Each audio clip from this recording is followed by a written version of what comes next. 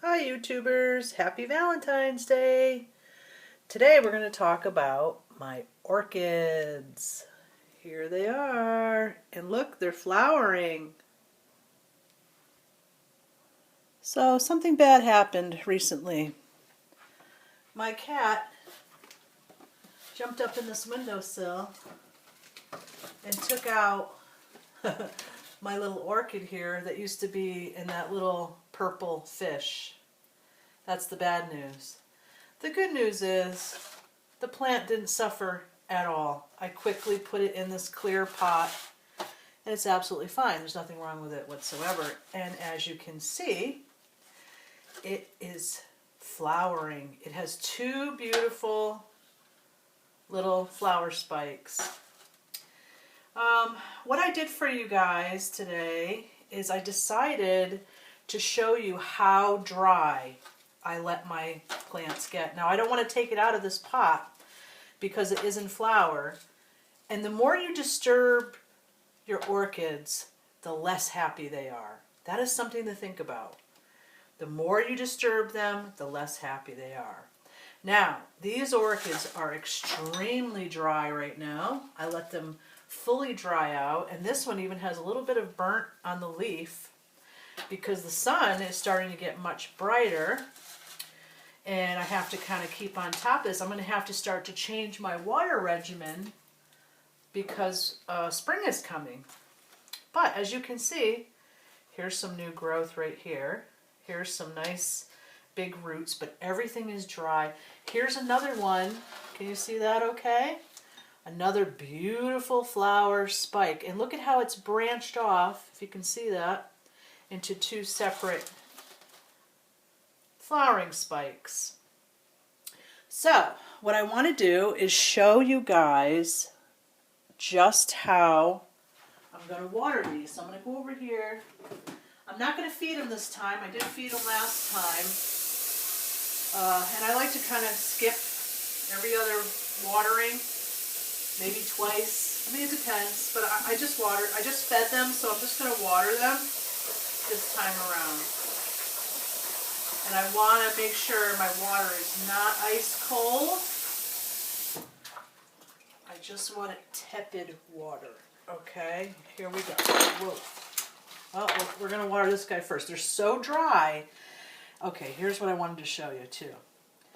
Hopefully you guys can see this. I'm going to just check.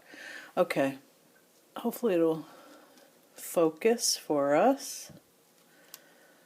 Maybe, maybe not. Okay, but anyway, what I'm trying to show you is that I let it dry out so much. Just want to try and focus that a little better. I let it dry out so much that you can see that they've turned almost white. You can see some have really dried up. I also want you to notice that there's huge air pockets inside my pots. I don't pack the bark so tight in there that no air can get to them. You see the holes I have in here? So these roots get air, they get light, and they get moisture. But what else do they get that's very, very important? They get to dry out. Just like they would do in nature. They get to dry out. Look at how dry these are. They're white. This is so light that it barely can stand up. So I'm going to put it right in this and soak it right in. I don't worry too much about the crown. I know a lot of people get nervous. They don't want any water in the crown. If you look at any commercial growers and greenhouses, a lot of them spray overhead. It's not the water in the crown that's the problem. It's the lack of drying out that is the problem. So now my little orchids, they get fully dried out, as you can see. I mean, there's no water left in that crown. What will happen is it will evaporate out, and I have very warm, dry conditions. I have a nice south-facing sunny window. So they're very happy. They dry out very quickly. If you're in conditions where they're not going to dry out very quickly, then definitely do not get water in your crown.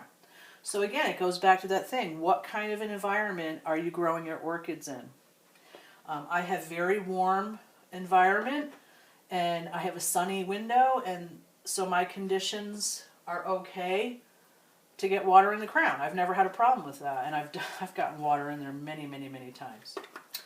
So anyway, while that's soaking, let's look at this little guy. This little guy, let's see, can you see him okay? Look at that. We have a whole brand new spike coming up there, and I'm pretty sure that's going to be a flower spike. And oddly enough, we've got some action coming up here too. There's like a little bud there. Can you see that? Let's see. There we go. See that? And back here. So this is actually telling me this is a happy plant. It's really starting to come into springtime, and everything is flowering earlier than I expected. And I'm pretty sure it's because of my sunny conditions in this window. The fact that I did feed throughout the winter, which normally I don't do, but I wanted to see what would happen if I did that this year. And sure enough, because of the conditions were so good, they decided to all spike out for me and flower for me. Let me go get one more orchid really quick that's in my other room here. So if you can still hear me, I'll be right back. Okay. This is my pretty little display orchid I'm going to bring in for you guys. And I have that in a really nice glass container. And look at that beautiful air roots. And we've got, this had 2 flower spikes. It has been flowering since Thanksgiving. Can you believe it? It just won't give up. The ghost, it just flowers and flowers and flowers. It's really coming to the end though. And it's getting, you can see they're kind of floppy. Can you see that? No? I guess you can't see that. Let me see. Let me see if I can help it. Alright, so you can see the flowers there. They're getting kind of chewed up and floppy looking, and they're not the greatest right now, but this orchid has really performed, and I can't ask much more of it because it just has been flowering since Thanksgiving. And really, what more could you ask? Tuck that back down in there. Make sure that's still getting a good soak. Look at these beautiful buds. Can we see that? No, let me see if I can. Oh, here we go. Will you look at these buds? Look at that. Oh, right down to the tip here. It's just growing away, bursting out with new life. And you would say, well, wow, it looks like look at how dry she keeps those. Will you look at that? You know what? Look at the leaves. Look at how the leaves are standing upright. Let me put this down here. So let's see if we can get a better look at this. Where are you? Okay. Look at that. These leaves are not floppy. They're standing up tall, like proud soldiers. And that's your key. I mean, of course, these beautiful buds are also a key, and the flowering is a key, and new roots coming out are key. Look at those roots. Look at how dry. There's a tiny little bit of moss in here. I usually don't use too much moss. This must have been from an old mix or something. But it's pretty dry in there. It's super dry. All this is really loose. And that's something I want to really stress, is that there's huge air pockets in here. Air pockets are vital for what? They're vital for letting roots dry out. But wood is also vital, in my opinion, because the roots also will soak up residual moisture from the bark. They will adhere to the bark, attach themselves to the bark, and that's how they grow in nature. So again, what I do is what nature does. I try to mimic nature as best I can. Sunshine, check. Airflow, check. Moisture, check. Drying out, check. Food occasionally, check. Okay, so it's not that it's hard, it's just that you have to have everything in the quantity that the orchid says, okay, I'm happy, I'm going to flower for you. And the quantities are: water me good once, like I'm doing here, 1 good soak, let all my mixture get really wet in there, and I leave it in there for about 10 minutes or so, 15, depending on, sometimes I'll let them soak and I'll go and I'll do something else and I'll come back. But the point is, let them have a good soak and then let them have a good week or even more of drying out. These are probably dried out now for 2 weeks, so I kind of let these go longer than I normally do. But are they crying? Are they dying? Are they complaining? Nope, they're happy as can be. And they're going to be even happier today because on Valentine's Day they're going to get a good drink of water, and then they're going to go right back up in that sunny window in their little dishes with water and gravel, and they're going to continue to flower, and they're going to continue to be happy. I know that some of you are really struggling out there. Tina, my heart goes out to you. I don't think I know anybody in the world that loves orchids more than you and is willing to try and try and try for your little babies. My heart goes out to you, and I just know that you're going to get it. You're going to figure it out. And I know your conditions are really hard because you're in that attic, and maybe it's not enough airflow, maybe it's not enough sunlight, maybe it's too hot in the summer, too cold in the winter. It could be all of those things together, Tina. And I know you're really working on it, and I just know that your plants are gonna get the care they need because you're trying so hard. When you had gone back to bark, I was rooting for you because I thought, yes, she's got to go back to bark because I think that's the answer for you. I'm wondering if maybe you had them packed too tight and you watered too often. Are you letting them look at the air pockets in here, Tina? If I can get a good shot. It's so hard. It's really hard to hold the camera, guys, and try to get the shot I'm going for. So excuse the wobbliness and everything. But I just want to emphasize, on this little flowering orchid that my cat's almost destroyed. And of course, I'm not getting the shot I want. But there's air pockets in there. It's so dried out. Look at that. Look at that. It just lifts right out. And I don't really want to take it out because I don't want to disturb the roots. And that's something that you don't hear a lot about, but it's really important. Especially if an orchid is in flower like this, they do not like to have their roots touched and messed with. So it's really best. If you have an orchid in flower, leave it the way it is. If you feel like the roots are rotting, just let it dry out. Don't give it any more water. Let it dry out. Don't repot an orchid that's in flower unless you absolutely have no choice, because really it's detrimental to the overall health of the plant. And that is a well-known fact. There we go. You can see the big giant air pocket right there above that label? See if I can show you that. Now and look at that big fat root above it. I mean, that's the key. You have to let these things completely and utterly dry out. It could take 14 days depending on your conditions. Put it this way, if you're putting water in an orchid and there's moisture inside your pot, you'll see it.